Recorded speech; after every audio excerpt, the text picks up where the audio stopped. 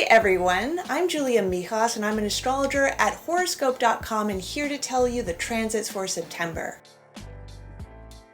Early this month, on September 4th, Venus, the planet of love, finally goes direct. It's likely that you've been hearing from your exes over the past 2 months because during a Venus retrograde, which happens about every 2 years, our exes really start coming out of the woodwork. Why is the universe doing this to us? Because Venus retrogrades are times of relationship review, and running into an ex of yours may help you adjust your future perspective on love.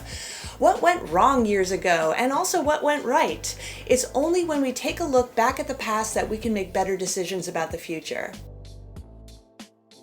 Alright, so while one benefic, which is Venus, is now direct, we have the other lucky planet, Jupiter, going retrograde on the 5th. When Jupiter goes retro, the planet of expansion can get a little too big for its britches. Your luck might be on overdrive, so wherever you have Jupiter in your chart now may be an area where you reap those opportunities. However, Jupiter retrograde has a tendency to overdo things, so make sure you check your ego, put down that extra cookie or drink, and practice a little more restraint.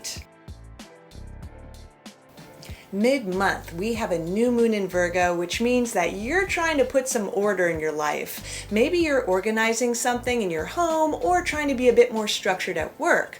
The problem is the planet of disorder, Neptune, is in the sign of chaos, Pisces, and it's opposing this lunation. Maybe you're too distracted now to put your full force into a project, and maybe you just don't have the oomph you need to initiate something now. Mercury retrograde in Virgo is definitely not helping out, so I suggest trying your best and just going with the flow. The good news is that Mercury will be going direct on the 16th. By the end of the month, when Mercury picks up speed, your life may begin to get more orderly again. This may have been a very squirrely month at the office or any administration at your life. With Mercury direct now, your travel plans, contracts, and any technology you use will behave much more nicely. Mercury will be rather strong by the end of the month, so it could be a good time to initiate anything Mercury related, which includes writing, learning, and teaching. And finally, we close the month with a full moon in Aries on the 29th.